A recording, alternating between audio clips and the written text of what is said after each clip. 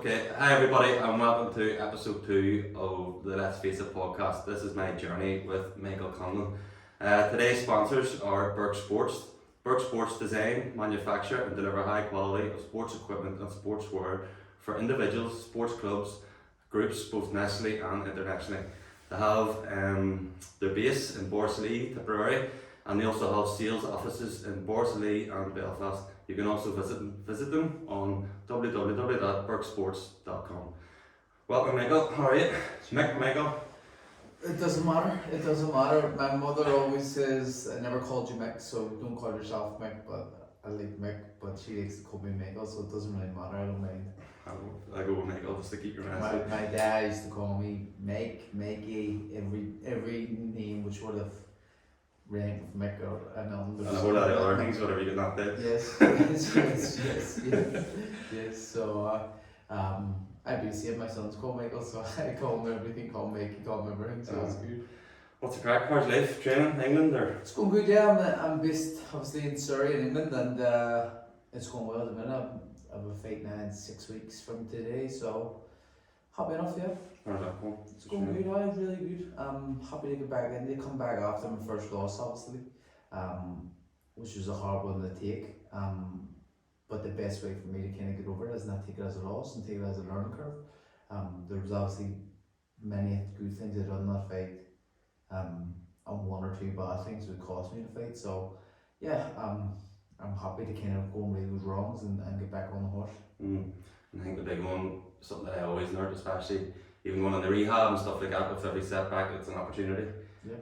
And that's the way I would look at things like that. If even you talk on the any young lads or whatever who would maybe relapse or anything like that, they would listen, it's only a setback and we can always bounce back no matter if we can put a wee bit of application. But you had an unbelievable amateur career. I suppose, like, the way I look at you, I was probably a bit nervous when you came in, meeting someone like Michael Conlan, that aura about you, and I think you're very, very fascinating. I mean, 2012 Olympic bronze, what age were you?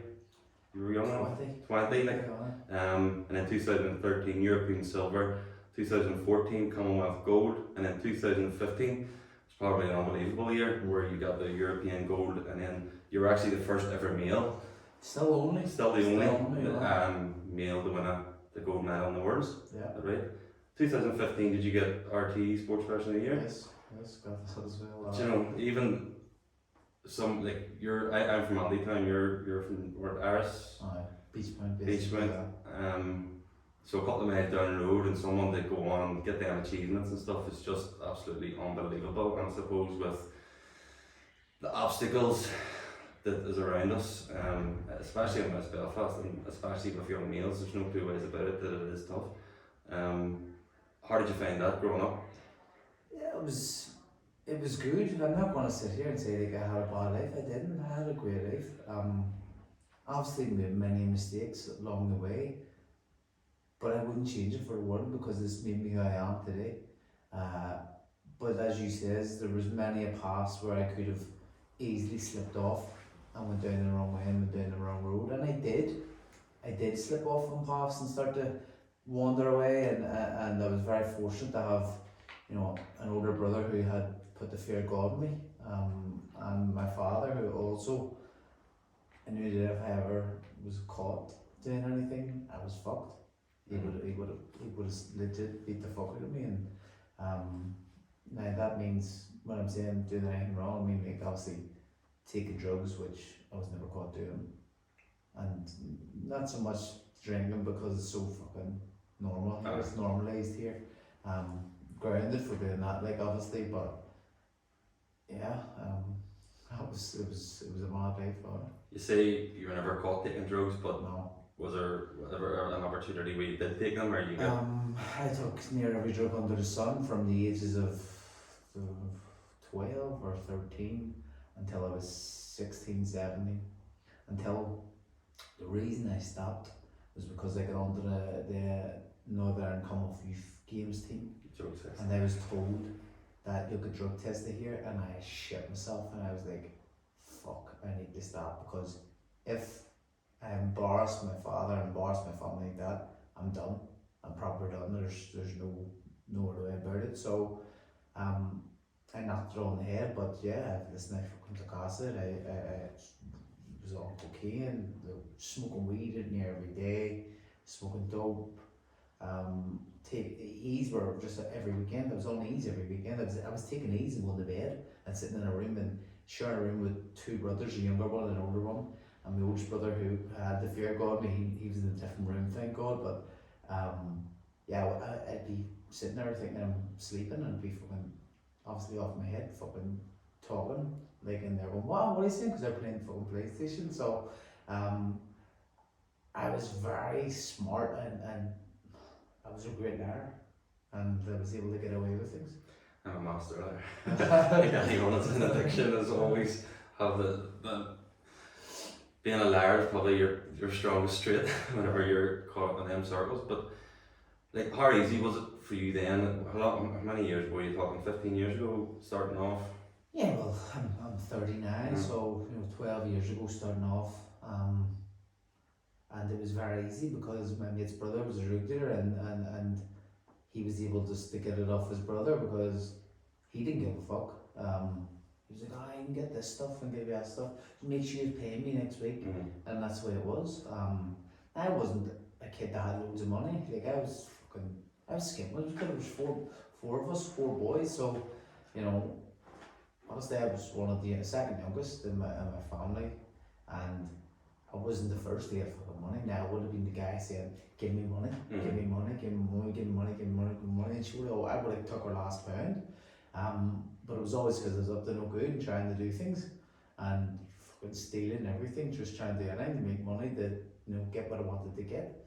And from a young age, I always had that want to have money, and it made me do things which I shouldn't have been doing. But it's a part of growing up, I suppose. Yeah, I think there's a fine line, and a lot of people would always have said that to me. Do you not think, Donald, you're just going through that sort of age with the drugs and stuff, and you are just, as you say, part of growing up.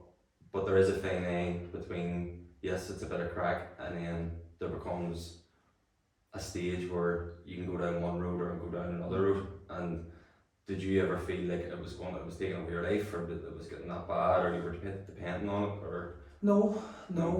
I always had boxing, and I went to the club a few times, and I was good enough to head. I went to the club. I was drunk. I went to the club when I was on drugs, and I knew I had to be trained every time. I think Monday, Tuesday, Wednesday it was, when I was underage, and I knew I had to go because my father was the coach, and if I wasn't there, some questions would be asked. So I would just fucking run to the club, do my training, and run back out again. And I always had to be in for like 11 o'clock, and I always stuck to my times. But I was able just to fucking be sneaky in what I was doing. But it never got hold of me, just because I knew that I always had that, and that was always something that I had my focus on when I was doing it. Like I won everything underage from like in the first year, and then I kind of thought I was better than what I was. From like, so that was like 10, 11, the first stage. So I started off, obviously it was only 10, but it was the right year, right part of the year. And for that year, won everything. And then the next year, I didn't train as much. And I won everything and just lost in the Ireland final. But it was that year, so I was like 12. My mate says to me, we watched Friday, and he says, it's Friday, you've got no boxing, you ain't got shit to do, let's get high. I says, okay, let's do it. And then from there, that's when I fucking went and started doing it. And most of the people who I kind of grew up with were still taking drugs and still involved in drugs, or either drug dealers.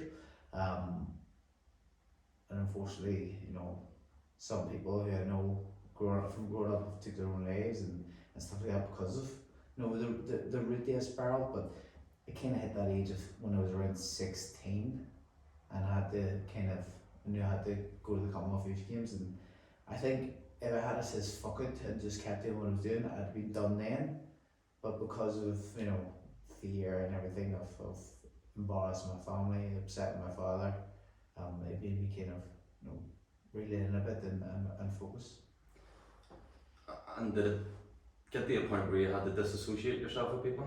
Yeah, listen, now only of recent I started talking to friends again who I used to grow up with, and obviously some of them are not in doing what they used to do back then. They kind of grew up and have families and stuff now, so it's good. But I did disassociate myself. I became, just a full-time athlete in terms of myself. I wasn't even on the national team, but I kind of just started focusing on training, being training every night, doing everything I had to do to be, a better fighter, because I went to that Commonwealth Youth Games, obviously with the background and everything leading up to it before I kind of knocked it on the head, and I done really well, and I was beat by a point for a medal, or a countback for a medal, and then I kind of knew that I have a bit of ability. I knew from the first year I had ability. I always say that, but when I seen that internationally, I was like, okay, I've been international, and now I can start to kind of push on, and that made me focus. But yeah, taking yourself away from them people, for you to focus on what you're really good at. And for really, when I turned senior and I got on the national team stuff, I really had distanced myself then, through from around 16, 17 was when I started to take myself away and started to do my own thing and focus on boxing more and more and more. And then from say 18, I didn't go out there. I just stuck to what I was doing, training, focusing. I think I had a girlfriend which kind of helped me focus and stop fucking around. Or did it? No, I didn't actually. I didn't. I did no. But that from that age, from around 18, 19, I started I won the Ulster seniors and stuff, and that's when it became real. No, I knew I was gonna go on and do big things, and I think I got my tattoo, my rosary beads tattoo. Was 17, so I just turned. I turned 18, but it was 17, and for my birthday I got these. And my dad says, "What the fuck have you done?" Because he thought I was going to get no fear tattoo on my arm, and I always wanted these. And the guy says, "What do you want?" He says, "I'd love to get the rosaries, but her red neck really hurts, so I'm going to get the no fear on my arm." And he says, "No, you're not. You can get the ones around your neck. It's not going to hurt you. You'll be alright. If you get the one on your arm and you'll regret it, because it's not the one you really want." I says, "Okay, fuck it." And then my dad was, "Alright, let me see it." Come down the stairs and I'm like, "What the fuck have you done? You're never going to get it." I says, "What are you talking about? I'm going to be a boxer. I'm going to be a professional boxer." And I had that goal set in my head, and that's what I was doing. That was the path I was going. I always had it set in my head, but that kind of was more realistic again. Because you couldn't walk about in the falls of the rosary beads if you weren't somebody. Nah, I know. Up the road where you're carrying rosary beads in the falls off, the tops off, some the tops are off. So once that happened, I says, once I said it, kind of brought it into existence, started speaking it, and followed the path, and then just went full steam ahead and disassociate myself, being who I was, and train myself. And now, when I look back on it, this is why I say I don't regret it, because you see many fighters, many boxers, many sports people who live their life throughout their early years, throughout their whole career, and then when they stop, the addiction and fucking all the stuff they haven't done takes over them. They're replacing what they missed. See, I've done it. I have no want to do it again. It was fantastic at the time. Don't get me wrong, yes, but would I want to do it again? No. I've done it. I don't need to do it. There's better things in life to be doing than doing what I was doing. You know what I mean? I think that's what I found out about myself, and even at that 17, 18-year-old, me focusing so much on hurling football, a lot of people, especially I went to LaSalle, right, and we weren't very good at hurling football in the GA, or alright at soccer, but I used to be in every morning, hit the ball against the wall, stuff like that, and a lot of people would be looking at me as if I wasn't fucking wise, because I actually had it in my head that I wanted to get the top and try and go and play for Antrim and be different than everyone that was sort of in my circles. Did you ever get anything like that from people, from your circles, what he thinks he's he's class, or he thinks he's going to be better than what he is? I always let people trying to pick on me because I was small. I was a boxer, and I was a good boxer. And people used to think, "Sure, I beat you, you're a boxer, it's nothing." And look at him, he's not drinking because he's a boxer and all this here. But I was just focused on what I had to do at times, and then obviously to fit in at times, I was doing what I was doing, taking whatever I was taking. and getting involved in things which she shouldn't get involved in. But I suppose that's just a phase of life. But I was always kind of like looked at like, you know, people still ask me, like people who I don't know, or like I remember from school but I don't really know, and people would ask me, are you still boxing? I'm like, what the fuck are you talking about? Of course I'm still boxing. It's my job. What the fuck? Like I get asked, you still boxing? You still do the boxing? They're like, yes, man, I'm still trying. I'm still trying. Still tipping away. Do a couple of club shows in the town. That's all right.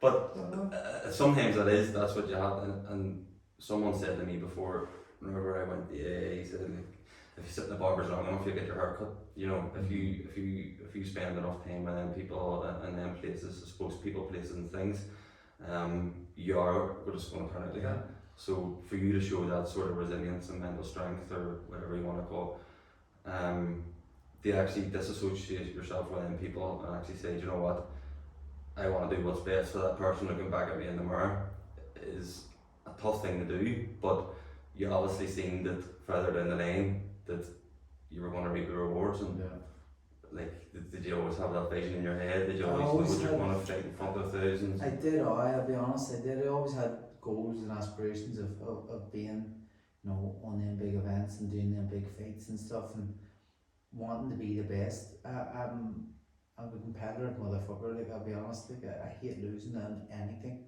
I mean anything. So if I do something, most likely when I do it, I will know I can win. And that's the thing. Like, I was playing football. No, I know I'm not that good at football, so I'm like, I actually go golfing with my dad and my brother, and I'm like, this is actually annoying the life of me because they're better mates. So like it would piss me off, and I always knew I'd be a good boxer, and I always said from a young age I was going to be a boxer, and that would be my job. And that's why I didn't really, which I regret, I didn't pay attention enough in school. And I do regret it. I've went back and done education stuff through while I was boxing, but school is so important, and it's not the be all and end all, because and it doesn't define if you're smart or stupid, because there's different ways of judging that and trying to gauge that. But I think like just the general education and having your normal kind of wit about you is always, you know, a good thing to have, because there's people who I grew up with and who were smartest in the class, and I see them writing on Facebook and they're going, how the fuck can he not spell? And you're going like, come on man, I mean, like, I'm happy with how everything's turned out for me, but sometimes I do go, oh, fuck, I wish I had just done a bit more there. Do you think that there, especially in schools and there, I suppose in Belfast, I suppose all around the country, like the way the world is now and the way society is now, do you think there should be more sort of focus and emphasis in schools for like the problems we just talked about there now, in terms of society and drinking, drugs and fitting in and stuff like that? It's the working class. Yeah. We're working class, and you see how our schools are and how things, education, everything is. You're not taught things to deal with, how to deal with anything really. Well, who knows? The fucking square sum of whatever, you know what I mean? It's like nobody really cares. You're not going. There's things you learn in school, but you're never ever going to use in life. Why would you not learn about more life skills? Learn about money, learn about tax, learn about all things which, you know, when you hit age of an adult, or landed on your doorstep, and you go, what the fuck? I have to pay tax on this and do that, and you know, how to get a job, how to kind of interview everything. You need to learn more things like that. How to deal with mental health, how to deal with problems. I think the whole kind of education system is rigged a certain way for a certain class, probably. Do you know what I mean? But it's something which it needs kind of sorting, especially more so in the working class. Yeah, and it is so important. Like even I worked as a classroom assistant myself for a while. Like, and even sometimes there's kids coming in like they can't even afford a pair of shoes, can't even afford their school dinners because they're whatever way it is, they're not entitled to get their free dinners and stuff, and it's heartbreaking. But yeah, I actually agree with you. I think there should be far more, especially for that, as you say, before we're chatting there, from a 12 to maybe 15, 16 year, like people can just lose themselves completely, and we're not, no one is equipped at all it's nearly like you're through it into the big bad world and you have to deal with it. And if you can't deal with it, then you just sort of push to the side. Like, so I think I do definitely agree with it. There should be people and maybe higher powers looking at that and maybe trying to find a different subject where kids can actually go in and learn about kind of things. It's so important. But anyway, moving on. So we talked about 2015, you getting the RT Sports Person of the Year, and I think that is unbelievable. I suppose I would probably appreciate that a lot more, especially being from a GA background and the Inspire generation, even seeing you going down there and the late show and stuff, it does inspire people. But in 2016, it probably changed your life. Yeah. I'm looking at your life the last couple of weeks, and there is certain points, and you spoke about it a lot. I've heard you speak about it a lot, but it seems to be something that has sort of re-energized and made Michael Conlan who Michael Conlan is today. What was 2016 like for you? It was a roller coaster. And when I look back on it now, it's probably the best thing that ever happened, because it's put me in the position I'm in now. I'll be honest, I could have went and won Olympic gold, and I wouldn't have been as hot property coming out of the 2016 Olympics as I was. Just for those who don't know, sorry, what we're talking about is we're talking about. Go ahead, make sure if you want. We're talking about 2016 Olympics. I faced the Russian guy for a medal, beat the life out of him, and the decision was went against me. And it's all come out now, which way I was told at the time by a Russian coach told our kind of Russian coach what was happening, and it was a fix put in. And when I said it at the time, no one really believed me, but I called it out on TV, national TV. Says about the judging being corrupt, being corrupt, and yeah, now when you look back, everything has been came out, and the dirty laundry has been washed out, and it's all true. Everything I said. IBA or IBA, I think they're called now, the National Boxing Association, have been removed from Olympic boxing, and the Olympics will run boxing themselves. But the corruption ran deep. I said everything it was. I beat the head of the guy, and I didn't get the decision, and went crazy live on TV. Give a finger live on TV, and then went over. Actually, BBC. They says no to me. I was walking over, and they do BBC and then they do RT, and BBC was just like, nope, we're not touching him. RT was like, fucking come on, love it. They loved it. They wanted it. I went straight on, said everything I was, effing blinded, fuck this, fuck that, fuck them, went crazy. And immediately after, I remember I was doing talking to the people, interviews for the papers. I just started to dawn on me, everything had just happened, like a lifetime goal. My only goal really was to ever be Olympic champion. And the realisation of that landing, that would never happen, it was just gut wrenching. I was standing there, and I remember just going, I didn't know what I'm talking about now, I'm just waffling on here. I was near crying, and then I did cry when I was in backstage, busted out crying. I didn't stop crying for ages, and I was like, I fucked it as well, because my reaction live on TV, people are not going to want to touch me. Felt like it was the fucking Grinch, people didn't want to near me. And it wasn't for about an hour until I lifted my phone, and I seen it just had blew up, went everywhere. Like went from like fucking 5 or 10,000 followers to like 80,000 followers to 100 and something thousand followers, whatever it was. It just went crazy. I was like, fuck, we're on to something here. And then I tweeted about Putin. And then I shit myself because I thought the Russians would kill me. What did you tweet about Putin? I just tweeted saying, hey bro, how much did you pay them? And then I immediately regretted it, but I knew I couldn't delete it. It's like, I think it's still like my most liked and fucking retweeted thing ever on Twitter. I was like, fuck, some cunt's gonna stab me with the bottom of a fucking umbrella or something, and I'm done.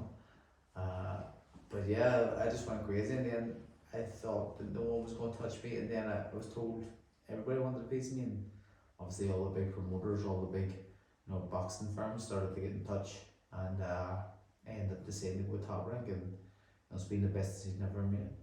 Was there ever like a stage, and cheapers anywhere you look, whether it was Facebook and Twitter and everywhere and WhatsApp groups, it was there was memes and everything like that of you giving the fingers and stuff like that, and you probably were the most talked about person in Ireland anyway, if not the world. But how did that make Michael Conlon feel inside? It was, you know, it was mixed emotions still, because I remember I went back, I left and I went back to the apartment which my family was at. I left the Olympic Village. Right immediately got my stuff and left the village. The games was on for another like a week or less, just less than a week. And I went and stayed with my family. And I remember starting in the shower, and it dawned on me more and more and more. I was just sitting there, and I broke down crying, sat in the shower, stood there for half an hour, crying my eyes out. I was like, I will never ever have the chance of achieving the goal which I set out for myself when I started boxing. And in 2012, I was devastated. I was beat by a better guy. I was devastated, and I was told before he went to the Olympics, I wasn't expected to get any medal. I was told, don't worry about this one, your Olympics is 2016. And I went into the 2016 Olympics as favourite to win gold. I was like, this is fucking written in the stars. I break the secret, and you know, I was talking everything in the existence, talk winning a world championship, winning the fucking Europeans. I was speaking it, I'm not lying, I was saying it, and it was happening. And I said everything about the Olympics, and even the draw. I says, I'll get someone like Armenia first, and then I'll fight the Russian, and I'll destroy him. It'll be the easiest medal he'll ever win, and then I'll go on and, you know, I'll win gold. And the draw came out, and I was like, told you. It was written in the I stars, was yeah. like, fuck me, this is happening. And then boom, the shit hits the fan. I think I'm done. Next minute I blow up. All the world over him. Top rank saved me up and saved me. They offered me to go on the Pacquiao car in December. It was the October or the September they saved me. Brought me over to Vegas, saved me. And then they said, you can fight in November here on my Pacquiao's on the card. How does all that feel? Like, do you know what? Like, I says, oh really? It's, or we can wait till March and we can fight in as main event in Madison Square Garden. I says, fuck is, I'm staying in March. Shoot, I'll sign the contract right now. So I hadn't signed. They were telling me what they were telling me. I was like, right, show me the contract. I'm signing it. Signed the contract, and I was like, this is fucking mental. Like, I was in Vegas, and then they fucking flew me home, business class, all there, first team ever flying business class. Like, fuck me, it's unbelievable. Me and Shauna. I'm like, oh, I should have told you we were here earlier, because I had booked Vegas for a holiday, and not to go over and say anything. And they changed my flights and all for me. And they were like, should have told you we were here. We would have got you like in the big nightclubs. Now I'm friends with Steve Aoki and all this here. We could have got you. For fuck's sake, you could have done that earlier. It was fucking mental, but everything just started spinning like 100 miles an hour.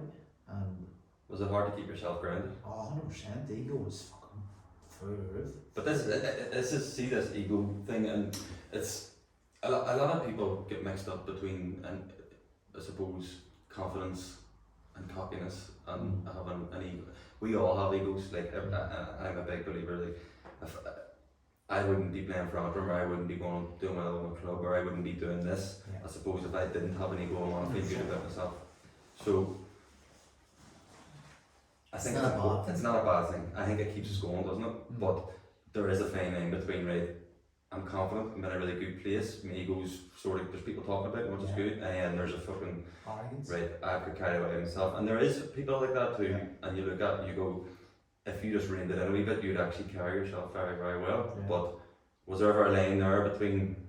No, I think that, you know, I did think I was fucking, you know, Mr. Big Shot. And no doubt at times you still do think like that, like. Yeah. But it's natural, it's normal. As long as you keep yourself in check, it's alright. And I always knew that I would have to keep myself in check, because I have two people who are going to be in my life, you know, until I pass or they pass, my father, my brother. And they will always bring me back down to the ground very, very quickly. If I start to ever kind of come out of my kind of aura or fucking boots, whatever it is, whatever you want to call it, I get slapped back down again. And that's a good thing, and that's why I have them around me. They're around people who I know will always tell me the truth, whether I was good or whether I was bad. There's times I've come into the ring as a professional. Like at the start of my career, it was very, very hard. You come out, fucking McGregor walking me out and all this here. professional boxing is a complete different sport than amateur boxing. What was that? Like, I don't want to just let that We'll- pass. we'll- We'll we'll go on talk that. about that. That Go was ahead. fucking crazy. That was crazy. Go ahead anyway. But so like anytime they'd always be back then. There's times I come into the ring and Jamie says, "You're fucking shit there." He's the only person saying that, trying to, he won't sugarcoat it. And it's hard to take, but it's the truth, you know what I mean? He's only going to tell you the truth. But But you need people around you, don't you, to do that, 100%. because You need to surround yourself with the right people. No matter what it is you do in life, whether it's sport, whether it's work, whether it's just living, you need to be surrounded by the right people. And it's the same thing we talked about earlier when we said about when you surround yourself wherever you are, you'll become part of the situation, the barber chair, and you get your haircut.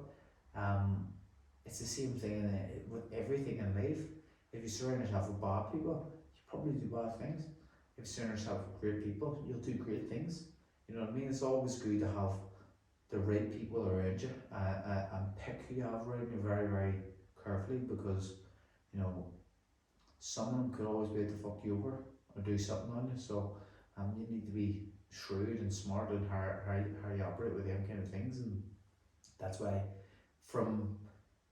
I was in a very good position to turn professional compared to most professionals, never mind just Olympians, most professionals in general. Got big saying on, big pay from the beginning. If I was to turn professional, like a lot of these guys who do turn professional, especially from here, and are making buttons, so it's actually probably costing them the fight. I wouldn't box, there's no point. I know the dangers of boxing, I understand the dangers of boxing, and that's not something I want to do for the rest of my life, you know what I mean? It's not, I want to spend time with my family, with my brain intact, you know what I mean? It's the most dangerous sport in the world, in my opinion, because you watch MMA, you watch the West, but a lot of the time they're on the ground, or a lot of times it's one shot and it's over. Boxing is 12 rounds where it's pure endurance. You can only use your hands and you have to stand up. So you want to be getting head to head to head. And you see a lot of people, like even when I trained in LA for a year, I lived in LA for a year. Some of the guys who I trained with, were not the same at the end of the year. And one of the guys, he's retired now, he's younger than me. But they shifted a lot of damage, and even in terms of like brain function, brain injuries, you know what I mean? Like, most of the damage is done in spar and training, because they spar so often, spar so hard. I've always been a believer in doing things smartly and not over sparring or anything. I've boxed long enough to know distance, know timing, and know when it's ready, and know when it's not ready, know how long it will take me to get ready. Like in a training camp, we'll see people talking sparring. I've sparred 200 rounds for this fight. Oh fuck yourself, mate. I spar 6 times, 10 times maximum probably in a camp for a fight. 10 times is enough. You don't need to do loads of rounds. You actually show what you're fighting, don't you? You're a smart fighter too. You don't go in and go, man, I don't know enough about boxing, I'm not a good at it, but I know you have that about you, and you're smart, and you're you're well equipped. I kind of know what I'm at, and I know the dangers of sport, and that's one of the reasons I wouldn't be in it too long. I think boxing is a great sport, and it's fantastic for kids and for especially people from the working class. Always seem to succeed in boxing because they always have that little bit more in them.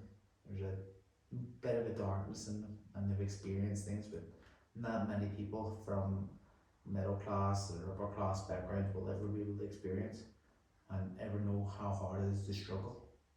So that's why we're always getting better in like sports like boxing. But if you ask me now, would I put my son in the boxing? I'll say no. Right. And I've done enough. I've sold enough brain cells. But would you get him I love the training. I would love love the importance of even sports, maybe team sports or something like that. Of course, I would love him to be involved in sport. I would love him to go and do training in boxing. Yeah. But at the end of the day, boxing is selling brain cells for people's entertainment. And I suppose you found something at a young age that you were good at. Now you have a family. I suppose what is your why then? I suppose you work with people and you want to give back. Want to give them the best. My family terms. The reason I still box I'm good at it, and I'm good money doing it. I want to be a world champion, so I have that goal. I always set goals, no matter what it is. Like once I complete that, I have another goal. Yeah. You know what I mean? I'll refocus and reset goals. So I always set goals in life in general, sport, normal life, business, whatever it is. Goal setting is very, very important. To reach targets, hit targets is always important.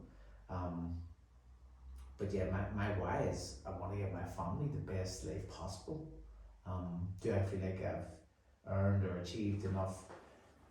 Nah, no, I know I want to do more. I want to achieve more. Can I achieve more? I know I can. Is there much left for me to give? There's plenty left. How long do I want to be in sport for? Not much longer. I've been in the game 23 years. Like, no, it's a lifetime. It's like people do less time in jail for life. You know what I mean? So, it's been long. Yeah. And what about we touched on the Conor McGregor episode there, like 17th of March, St Patrick's Day, that's right, isn't it? Madison Square Gardens. Michael Conlan's professional debut, and there's rumours going all about Conor McGregor's going to be walking about, like, and all my mates in my WhatsApp groups and all, like, it was nonsense, like, there's no way that's happening, but of course it happened. What? So, I'll tell you how it happened. So, obviously I moved to LA in the January of that year, but I went to LA in the November over my birthday, to do like a trial with one of the coaches and stuff. And then when I came back, McGregor was doing an event in the Devonish. He was doing like a talk. That's right. Yes. So I was invited. I just told him, I said, "You go on stage with me? Fucking right, I'll do that, alright." Obviously, one of the RT Sport, like, I was taking those Jack a lad, I mean, big man. Had a few drinks with me. I was on the stage and he was talking about it, and he was like, "God, see," he was doing like this. He said, "Fucking the best salesman you'll ever meet." And he said, "Hey, listen, front there, about 2,000 people." I says, "You gonna walk me in my debut in Madison Square Garden?" He says, "You bet I will. You have my word." And you're right. So that's everyone seen this. I can't walk me out. And I held him there. At one stage I thought he was going to play, like, fuck him, if he's going to play, fuck him.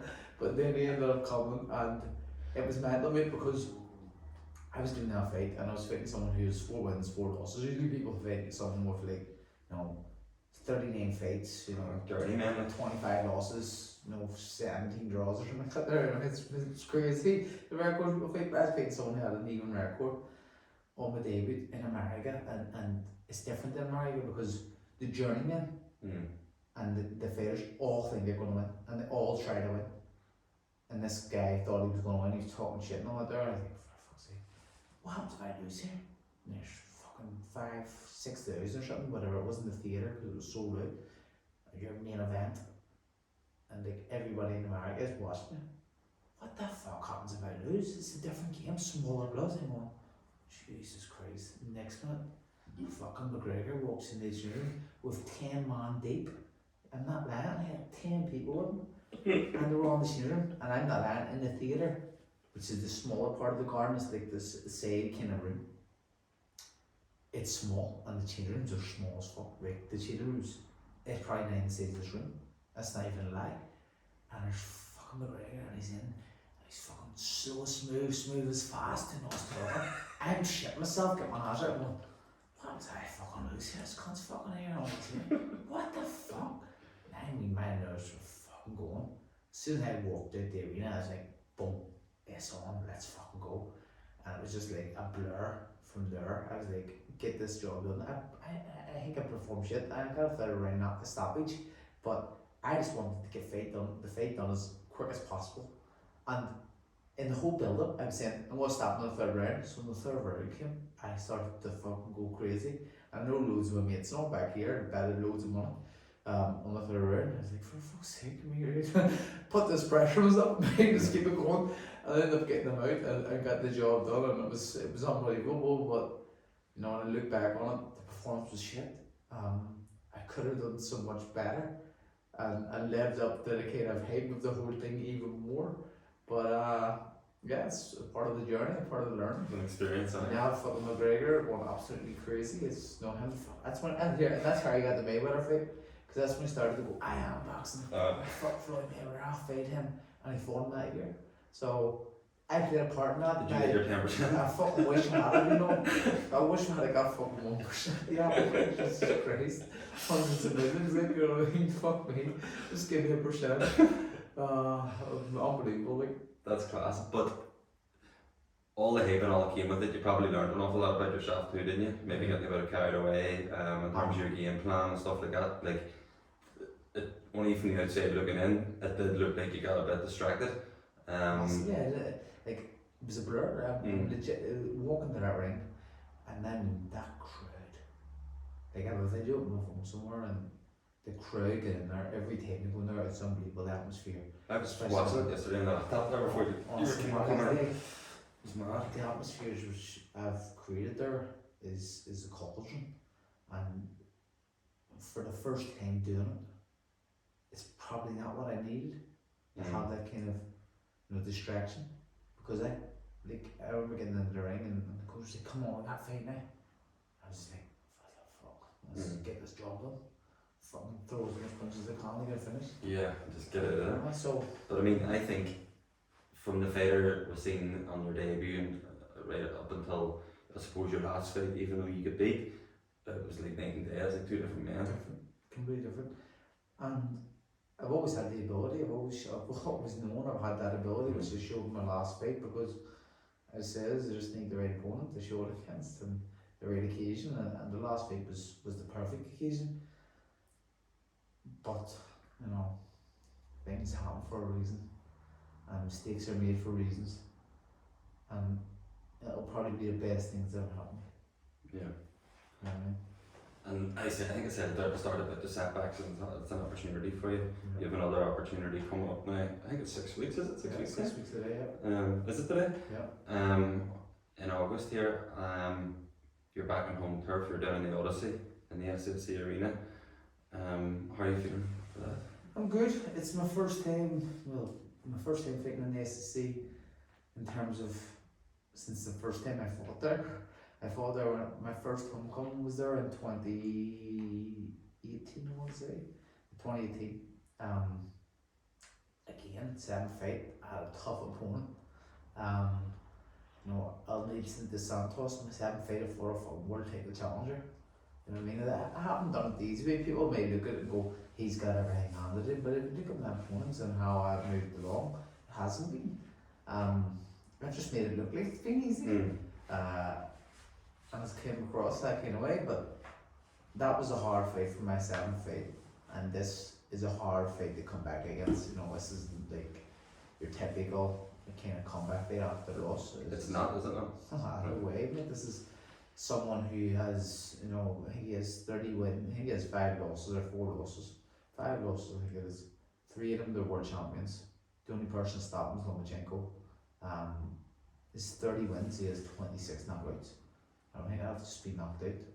Yeah. So, like, people are going, what the fuck's he fighting him for? But in my opinion, I just made a simple mistake that won't happen again. I didn't take much damage in that last fight. It was just the last punch.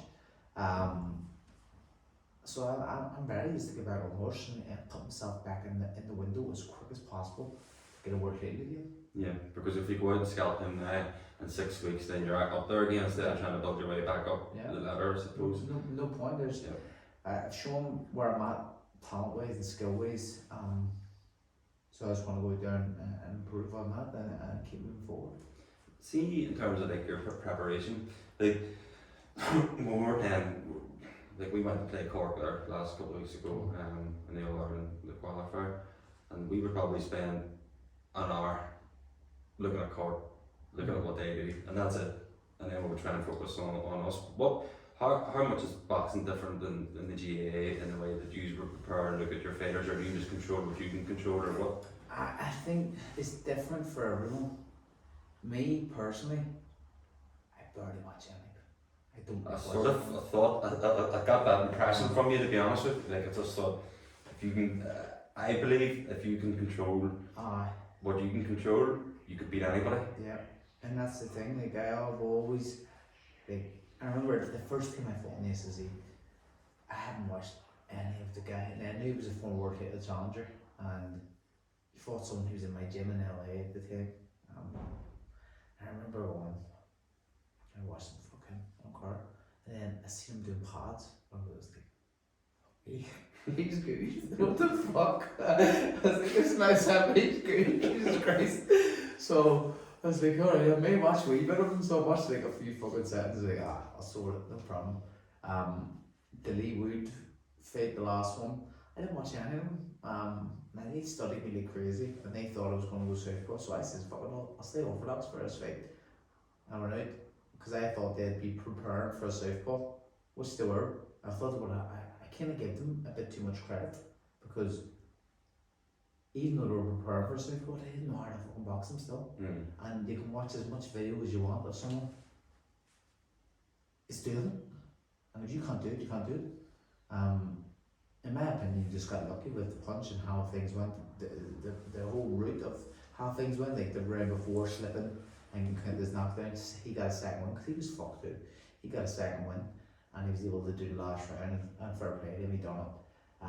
He showed great resilience, but he was getting his fucking head punched up for the whole fight, so I kind of overcredited him in terms of what he done. I didn't watch any of them. I watched I think I watched one fight live, and he fought David Alvarez.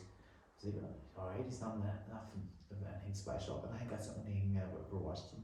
Now I watched maybe a 10-second clip here and there, but I just do not like to focus on opponents. If I can do what I can do, I don't think the opponents can handle it. And like the whole preparation, I prepared completely different than what I actually fought in that last fight. I prepared as an orthodox, the whole thing. Turns up with southpaw all the time, but the game was orthodox. And when I went out, I'm naturally an orthodox, but I'm actually more comfortable as a southpaw. When I went out, it was so weird. Once I switched, I was like, fuck me, what's the point of going orthodox? This is easy. Serious? It's not easy, huh? Mental. It's crazy, like. It's crazy. It's crazy, yeah. I suppose there is a wee bit of self-belief, a big bit of self-belief within yourself.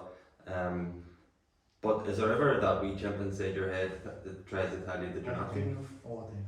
What way does that make you feel? All the time. It's I'm only asking you this because I get it. I know all the time. 100%. You have to deal with it, and it's horrible. It's a horrible feeling knowing you go, fuck, am I good enough here?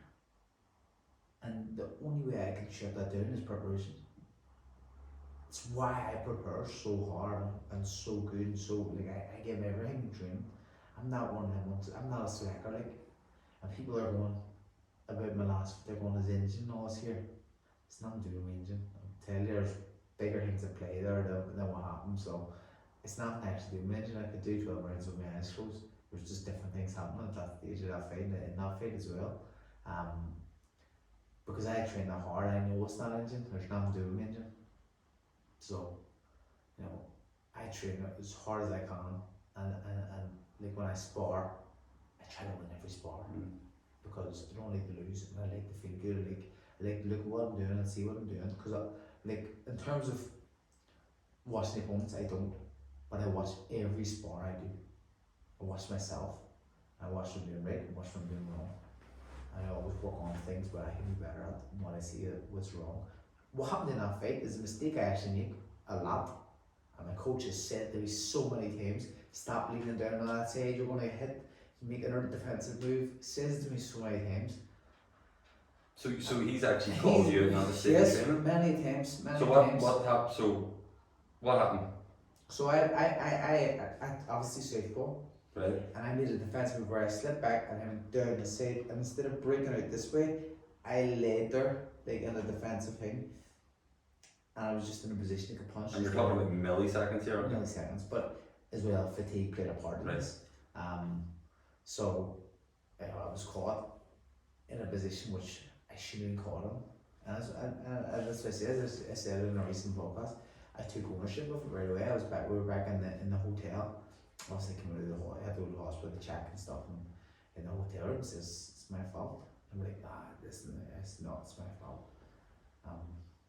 The only way I can deal with it is to say it's my fault, because if it's not, then I fucked up, you know, or someone else is fucked up, and I don't think anybody fucked up. It was me. I made a mistake which And the coach didn't say it that night, obviously, but I knew.